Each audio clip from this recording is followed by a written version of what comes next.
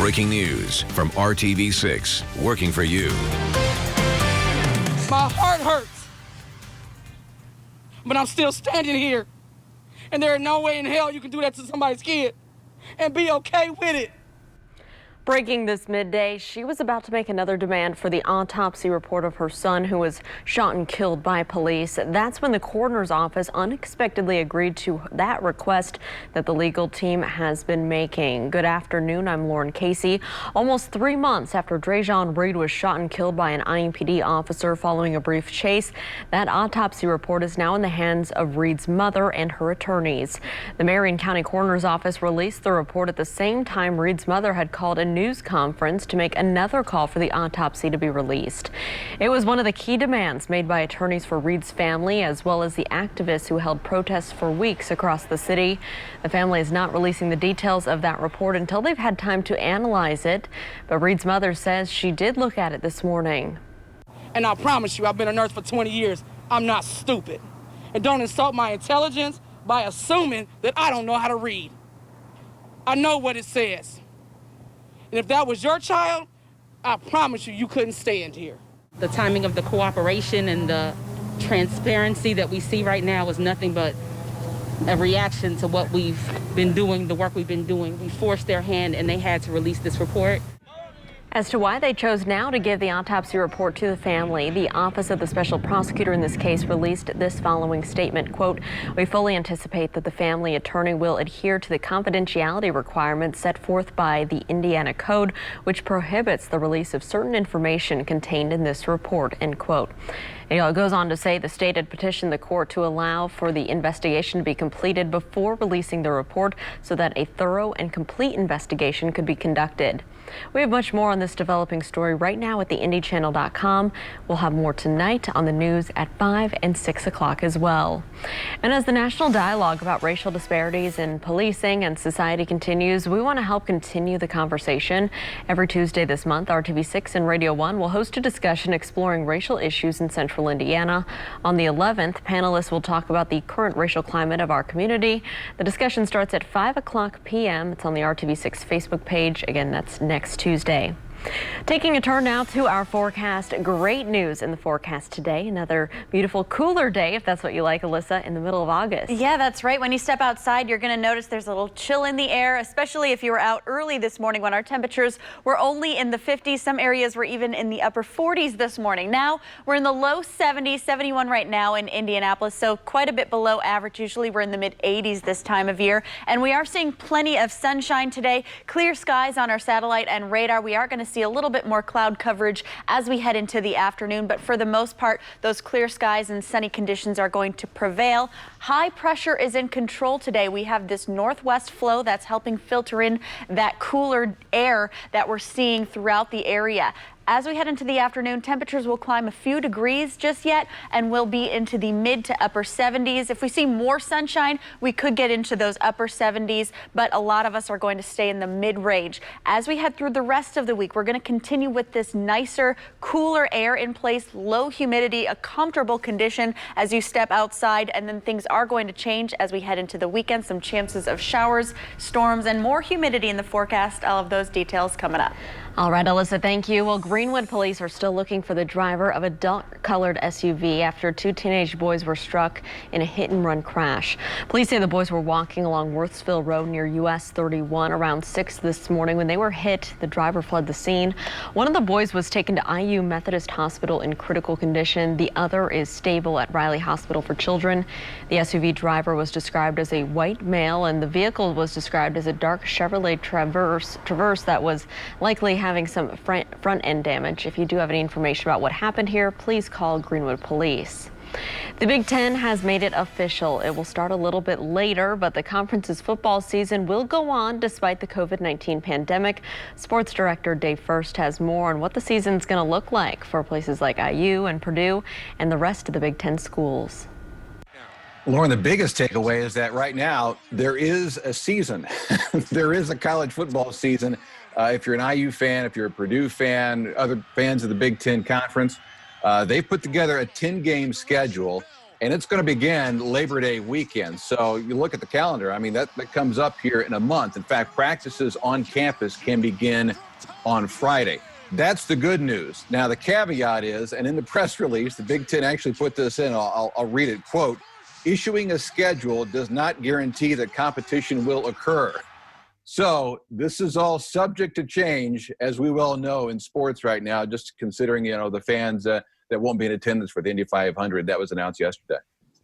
Yeah, and so this impacts players, fans, parents sending their kids out to these schools. And something that they did break down was the type of sport. Obviously, football, the big one that's coming up quickly, and that's the very big contact sport. Yep. But the protocol's different depending on what sport we're talking about, right? Yeah, obviously this encompasses all of fall athletics in the Big Ten. So it's not just college football. But because college football is a high contact sport, they've decided that there should be, at a minimum, 2 tests per week for all the student athletes. Those involved in soccer maybe doesn't have quite the contact level. Other fall sports, they're going to mandate 1 test per week. They're trying to do this as safely as possible. And it's up now to the athletic directors at all the Big Ten schools to figure out how to implement all this. How does ticketing work? Capacities for these Big Ten schools. I mean, Ohio State and Michigan have some of the biggest stadiums in the country.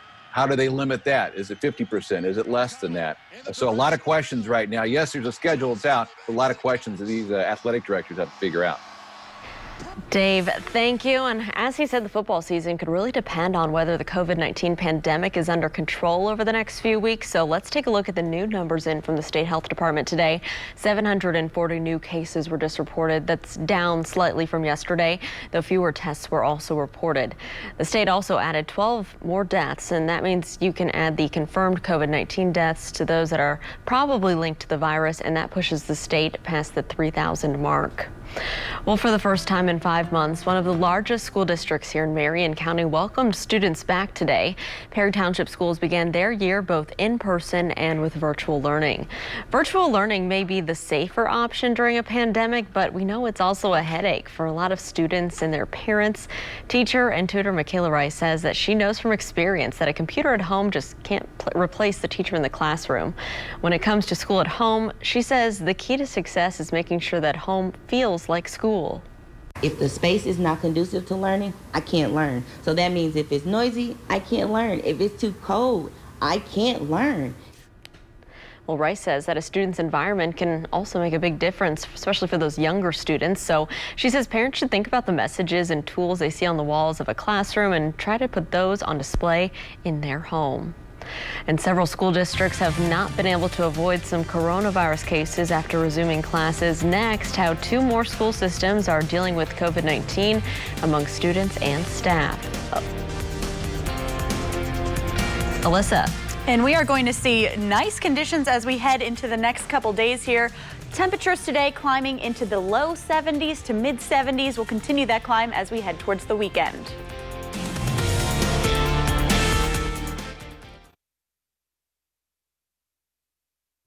Welcome back. Several other school districts whose school years have already started are dealing with a few COVID-19 cases. Brownsburg Community Schools confirms 1 case at the high school. The district has not said if the person who tested positive is a student or a staff member. A spokesperson says that those who have had close contact with this individual are being notified. The district says the areas where the individual was have already been sanitized. A second staff member at Avon High School has tested positive. Now, unlike the first case there, this person had been in the school building and may have had close contact with some students. Those people were notified and given guidance from the health department on their next steps. The president of the union that represents Avon teachers says that classrooms there are crowded and that will likely lead to more COVID cases. We have English and world language classes that are at least 30 kids, so we are sitting elbow to elbow as if it's business as usual. And we are armed with masks and some kitchen cleaner and some hand sanitizer. And that is it. Lebo says there's been no clear guidance from the school district or health department. School district leaders declined a request for an interview. We hope that you'll join us tomorrow night, though, for an RTV6 special. We're taking a look at how Hoosier kids are heading safely back to school. We're asking lawmakers what they're doing to hold schools accountable, finding out what you can expect as your child returns to the classroom, and much more. That special is tomorrow night at 7:30, only here on RTV6. Well, if you haven't been able to pay your power bill during the pandemic, your time may be up. Next, how some customers who are still out of work are getting nervous now that a cutoff moratorium may be coming to an end. And here's a live look outside right now. Blue skies over central Indiana. We'll get a full check of Alyssa's forecast for a cooler week during August. That's all coming up here. You're watching the news at noon on RTV6.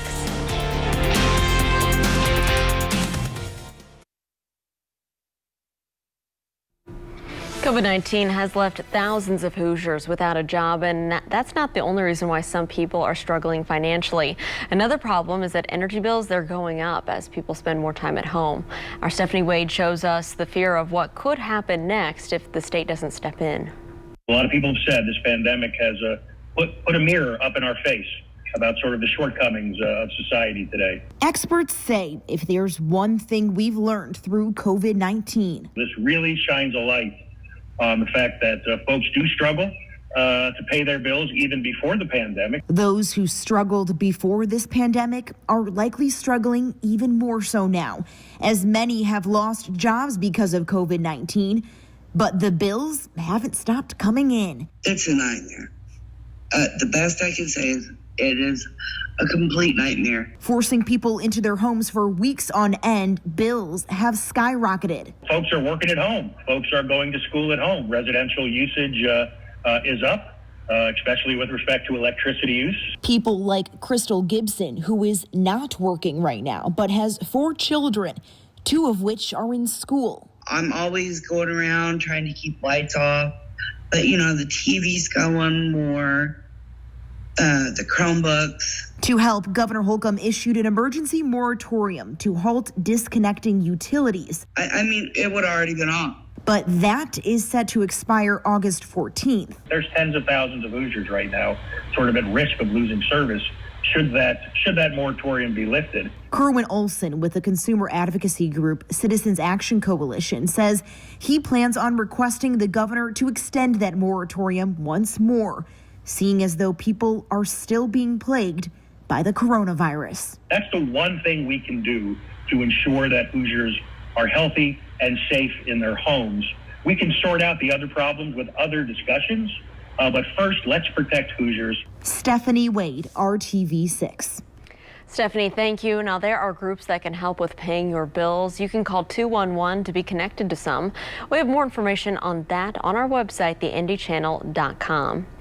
Well, Isaias has moved on, but not before leaving a path of destruction. At least 6 people are dead, thousands remaining without power after the tropical storm marched up the East Coast. ABC's Stephanie Ramos is in Englewood, New Jersey with more.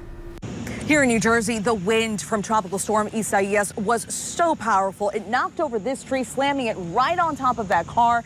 Thankfully, no one was hurt, but the storm leaving at least 6 people dead, including 1 person in Maryland, where a tree fell on their car. And the same thing happened to a man in New York. A man in Rehoboth, Massachusetts, thankful to be alive after getting trapped under a fallen tree in the front yard of his home.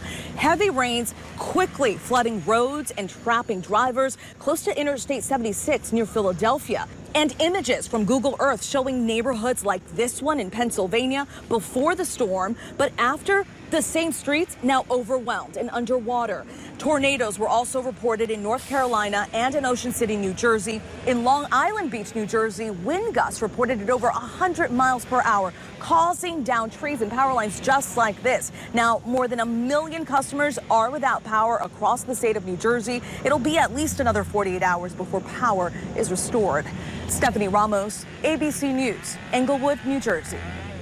Back here at home, we have some cooler weather, Alyssa, and it's kind of been a nice surprise for us here in central Indiana after so many hot days. So what can we expect for our Wednesday? That's right, and we're going to continue seeing those cooler temperatures today and tomorrow and into Friday before we start to see some changes this weekend. Today, going to be another great day. If you haven't stepped outside already, you definitely should. The good news with this forecast, low humidity, plenty of sunshine. We do have some clouds developing this afternoon across the area, but plenty of sunshine coming through as well. Storm potential returns as we head into the weekend. That's also where we're going to see that humidity spiking back up too to help fuel those storms. Right now, it's 71 degrees in Indianapolis, 70 in Kokomo, Bloomington at 72. We have those light winds out of the north. A little bit of cloud coverage right around central Indiana. Some clearing skies for some of our southern counties yet this noon hour. But as we head into the next couple hours, we're all going to see a little bit more cloud coverage. So what's going on is that Hurricane Isaias has moved way off into Canada, so that remnants is not impacting us much more. What it has done, though, is helped pull some cooler air down into the central Indiana area, which is why we are seeing those cooler conditions this morning. We were in the 50s. Right now, we're in the low 70s. Typically, this time of year, we would be in the mid 80s. So it is much cooler today than we typically would be. Also seeing that cooler, drier air, which is why we don't have as much humidity in the forecast. As we head through the day, going to continue to see sunshine, already starting to see some of those high clouds develop, and we'll continue to see those develop as we head into the afternoon. All that's going to do is mix up that cloud and sun and bring us a little bit of daytime heating issues as we head into the later afternoon hours. Temperatures only climbing into the mid to upper 70s, keeping us rather cool today. Overnight tonight, those clouds will clear out again, and we are going to see those temperatures dropping. Today, high right around 77 degrees, and we are going to see comfortable conditions. Tomorrow morning, cool again in the mid 50s. Now looking ahead, we are going to see that humidity spiking over the next couple days. So very calm and comfortable today and tomorrow. By Friday, starting to see that humidity rise a little bit, and that's just as an approaching front moves in. That's going to bring us the potential of showers and storms as we head into the weekend. 77 for our high today, below normal with those temperatures. Overnight lows tonight and tomorrow night, still in the 50s, and then we are going to be back into the 80s by Friday. Chance of storms returns on Sunday. Alyssa, thank you. Well, it is a popular and easy way to send money to just about anyone. But as Tim Maniscalco with the Better Business Bureau tells us, this app is causing problems for some people. This is for people who use the Cash App. And for those of you not familiar with the Cash App, is actually a virtual banking app. A lot of people use it. And what we found is that someone has posted an 800 customer service number on Google. And when you call that number, they will start asking you for information about your account number with Cash App. And then what they will do is they will take that information and actually steal money out of your Cash App account and put it into their own account. The way the Cash App works is they do not do any of their customer service via the phone. They do it all via email. Someone obviously has discovered that and put out this false 800 number where you can get supposed customer service from Cash App. Cash App is aware of this. They will tell you that if you do have a customer service issue, to contact them via email, and that they will fix it that way. But if you see this number and you talk to somebody from Cash App that supposedly says that they are a customer service person, that's not correct. That's not how Cash App does it. They're just trying to steal your information from your account and get money that way. So just be very, very wary that if you do use Cash App, don't go through their customer service via the phone. They do that via email.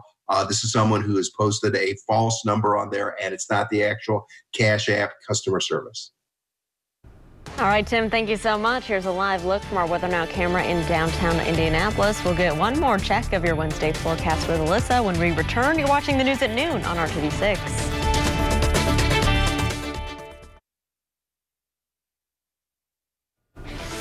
Well, we had a cool start to our day, and temperatures are staying below normal. We're right around 70 degrees right now. We're going to climb a few degrees yet, up to 77 for our high. You'll notice some high clouds today, but it's going to be a gorgeous day. Low humidity. That's how we're going to stay for tomorrow as well. Humidity returns for the weekend with chances of showers and storms in the forecast as well. Alyssa, thank you, and thanks for making RTV6 your choice for news. We hope you come back here tonight and join us for the news at 5. Get outside. Have a great Wednesday.